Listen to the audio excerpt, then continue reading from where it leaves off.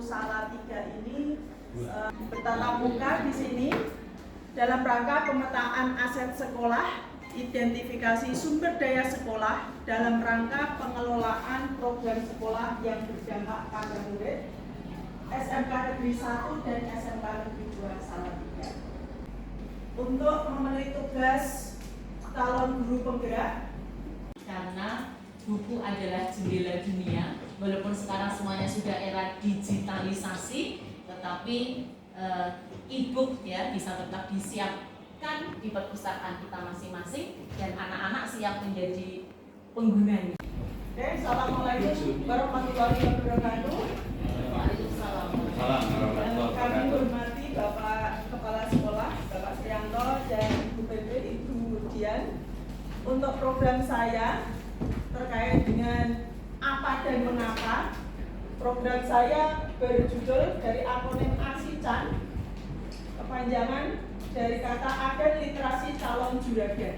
Kenapa saya mengangkat program ini? Dilatar belakangi beberapa alasan. Sebetulnya saya sudah menyediakan ini, tapi nanti saya bagikan terkhusus untuk warga dari SMK 1 biar tepat sasaran, katanya. Iya.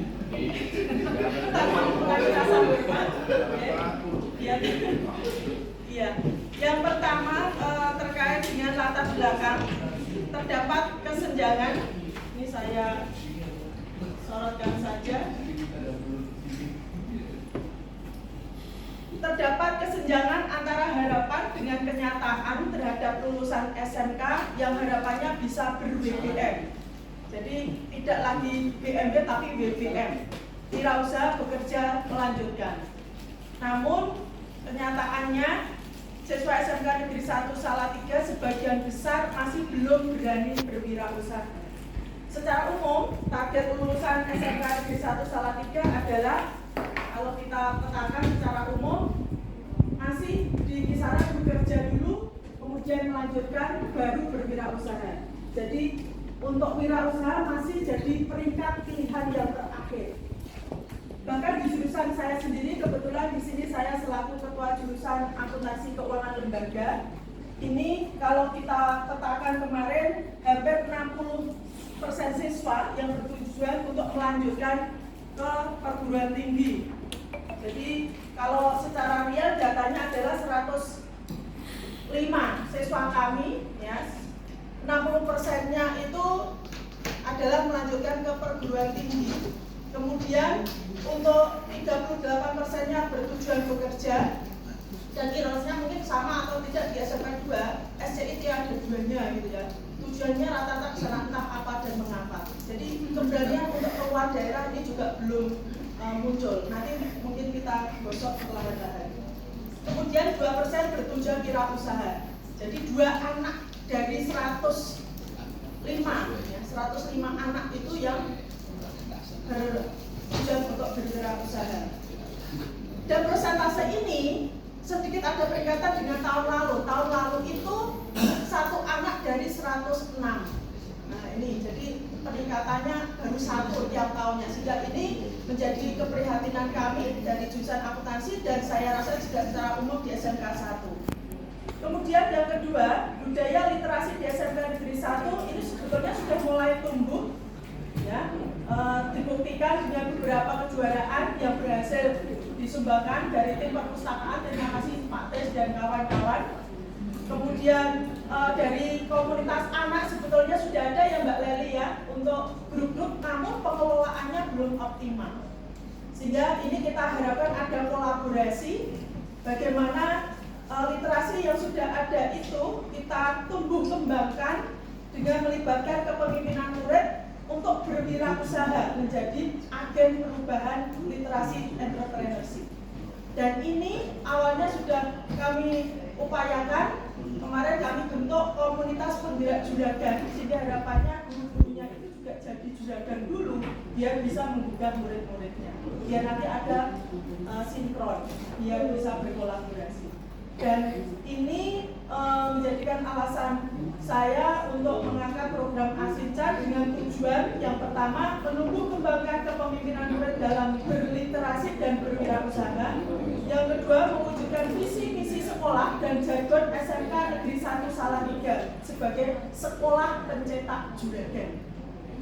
Harapannya nanti secara teknis bisa kita tindak lanjuti per kelompok sesuai dengan sekolah masing-masing. Saya akan membagikan fotokopian yang bisa Bapak Ibu atau ada divisi khususnya yang SMK 1. Demikian paparan program dari saya, kurang lebihnya mohon maaf. Pada murid. Jadi nanti dari gagasan yang sudah kita sampaikan, mohon Bapak Ibu, anak-anak sekalian memberikan suaranya, memberikan pendapatnya, memberikan sarannya, usulnya, masukannya, yang harapannya semua bersifat membangun. Digunakan fasilitas ini dan seterusnya. Yang berikutnya lagi adalah kita nanti akan menyusun program secara bersama-sama di kelompok keluarga SMK 1 dan kelompok SMK 2. Yang terakhir adalah finalisasi sumber daya yang mendukung program aksi nyata. Nah, latar belakangnya apa toh Bapak Ibu sekalian? Tolong kita berefleksi semua, mengevaluasi diri kita semua. Ternyata student agensi yang belum optimal. Kita guru tetapi belum optimal dalam menciptakan kepemimpinan murid. Ya, murid sendiri bahkan merasa belum menjadi apa itu student agensi itu. Yang berikutnya lagi adalah program sekolah yang berpihak pada murid atau yang berdampak pada murid itu perlu ditingkatkan. Yang berikutnya lagi kolaborasi aset. Kalau tadi sudah saya jelaskan ada 7 aset yang kita miliki, yang bisa kita berdayakan, yang bisa kita optimalkan. Harapannya nanti kita berkolaborasi secara produktif. Tidak ada yang mementingkan unit kerjanya, tidak ada yang mementingkan pribadinya bahkan, sehingga ini bisa berkolaborasi secara produktif harapannya. Kemudian yang tidak kalah penting adalah tingkat partisipasi sumber daya sekolah terhadap lembaga menurun. Ada kecenderungan seperti itu, baik di komunitas sekolah kita, apalagi kalau Bapak Ibu semua kembali kepada komunitas masing-masing di lingkungan masyarakat, di RT RW, tingkat partisipasi itu betul-betul menurun. Tolok ukur, nah ini kita sudah mulai kepada tolok ukur. Harapannya benar-benar bisa dilaksanakan terukur dan seterusnya. Nanti mohon maaf Bu, 100 berapa Bu? Kurang lebih 100. Kurang lebih 100, tingkat partisipasinya berapa persen Bu? Nah, kalau melihat dari tingkat partisipasinya yang menjadi permasalahan terutama untuk bagaimana meningkatkan karakter, ya saya juga mencikapi di masalah karakter itu mungkin ya saya positif 40-50% guru yang komitmennya bagus bagi peningkatan karakter siswa. Nah, memang kalau mengganggu kualitas sekolah juga. Saya dari PT Sabta Indra Sejati yang sekarang menjadi PT Adaro ya, Adaro Energy. Kemudian seperti yang Bapak Sotik tadi bilang bahwa saat ini kita berada di bidang kontraktor untuk tambang batubara. Apa hubungan bisnis dengan SMK ya Bapak Ibu ya? Memang sangat erat ya. Waalaikumsalam warahmatullahi wabarakatuh. Terima kasih Bapak Ibu dan anak-anak dan pecinta untuk program yang saya sampaikan di depan tadi. Secara umum saya sudah memberikan gambaran terkait dengan nama program CGP saya, yaitu ASICAN, Agen Literasi Calon Juragan. Tujuan dan latar belakang bisa dibaca di form yang sudah saya sediakan, dan Bapak Ibu sudah mengisi form-form tersebut yang intinya adalah bagaimana pemetaan aset dari kekuatan yang sudah dimiliki SMK 1 terkait dengan aset manusia, aset fisik, aset sosial, aset lingkungan alam, aset finansial, aset politik, dan agama. Nanti mohon ini nanti bisa diisi dengan jujur sebagai evaluasi dari program sekolah kita. Latar belakangnya tadi sudah saya sampaikan di depan, bagaimana nanti kita menanamkan jiwa entrepreneurship melalui gerakan literasi. Secara real teknis dari cara saya yaitu mengoptimalkan perpustakaan Pak Kris yang informasi data awal yang saya terima kemarin 10% buku perpustakaan itu sudah mengarah ke kewirausahaan, namun masih yang berbau pelajaran Pak, belum yang mengayat, sehingga motivasi anak untuk membaca meskipun Kemudian keberadaan pojok bahasa sudah ada ya nak ya di kelas-kelas, tapi belum dioptimalkan karena hanya sekedar untuk waktu itu adalah untuk lomba, sehingga belum ada kontinuitas, belum ada apa ya Pak? Iya, belum membumi, belum ada konsistensi yang jelas. Kemudian untuk potensi anak sebagai donatur buku kewirausahaan itu nanti bisa kita kelola sehingga nantinya aset itu bisa kita berdayakan untuk bisa dipakai di tempat-tempat yang sudah dimiliki SMK 1. Misalkan ada gazebo, ada lorong, ada tempat-tempat di depan perpustakaan, dan itu semua pelaksanaan harapannya ada kontinuitas dan mohon nanti peran serta dari kesiswaan khususnya Pak Anton ini sebagai pengelola kewirausahaan, bagaimana nanti menggiatkan, bagaimana mengelola.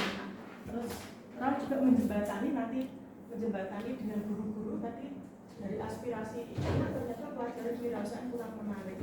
Bagaimana kita berpikir untuk membuat pelajaran kewirausahaan itu ya kita menarik sehingga anak-anak itu termotivasi untuk bisa menjadi juara. Monggo langsung masukkan dari sini dari Pak Sumarasmo. Baik, terima kasih. Assalamualaikum warahmatullahi wabarakatuh. Yang pertama, terima kasih Bu Wida yang sudah memfokuskan untuk menggerakkan wirausaha melalui gerakan literasi. Kemudian di samping apa yang tadi disampaikan Bu Wida, mungkin ada satu hal yang bisa dilakukan, ini sangat menarik, yaitu pemaparan video-video ya, yang memuat atau mengisahkan anak-anak muda sukses melalui kegiatan wirausaha. Sehingga nanti lebih akan tampak nyata, tampak menyenangkan, dan juga akan bisa memotivasi. Karena itu ya, perpustakaan tidak hanya buku, tetapi juga yaitu pemutaran video-video yang itu memuat konten tentang kewirausahaan. Saya kira itu. Terima kasih. Assalamualaikum warahmatullahi wabarakatuh. Monggo dari sisi guru. Terima kasih untuk kegiatan kewirausahaan. Guru semua tidak hanya guru kewirausahaan, bahkan semua guru mapel A semuanya sama-sama mendorong kita untuk punya jiwa entrepreneur semuanya. Jadi walaupun dia tidak mengajar produktif atau PKK atau kewirausahaan, tapi semuanya sama mendorong siswa.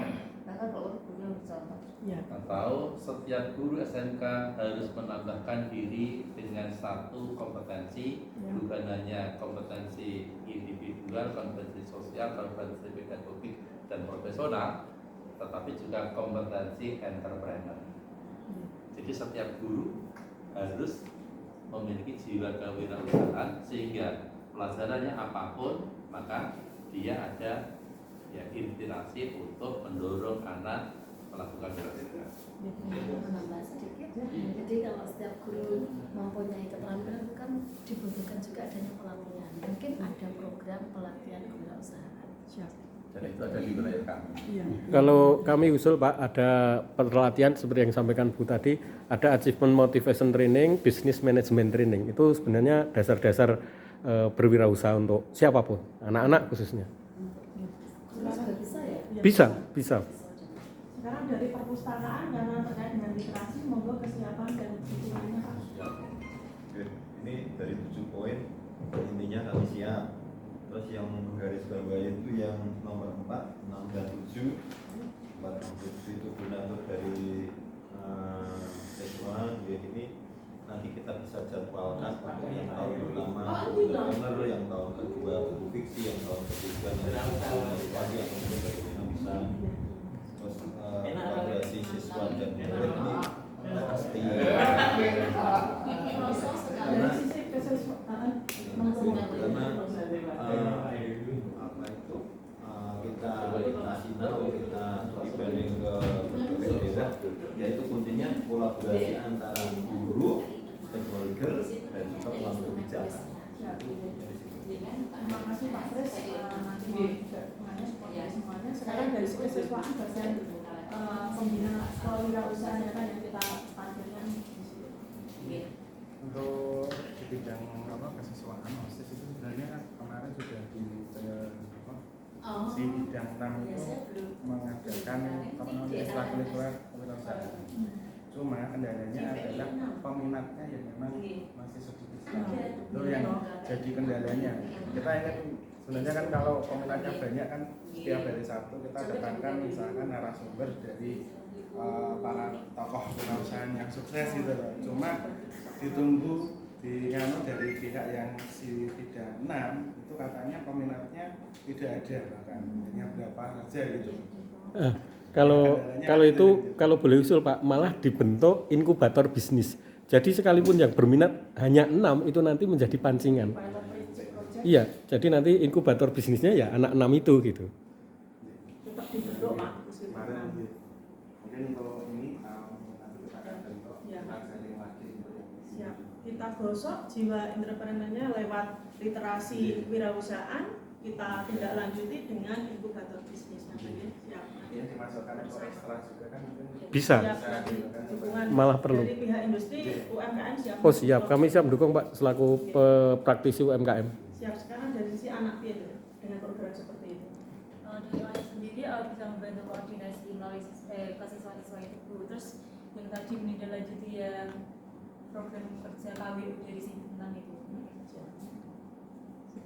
Jadi dengan program yang ditawarkan bisa mendapatkan manfaat ya, ada dukungan dari siswa ya, mendapatkan kebermanfaatannya kira-kira dari sisi apa menurut kacamata siswa? Manfaat dari kewirausahaan itu sendiri. Nah, kalau kita mengadakan program literasi untuk entrepreneurship, Kita jadi lebih mengenal tentang kewirausahaan, terus menjadi nggak bosan lagi gitu loh Bu.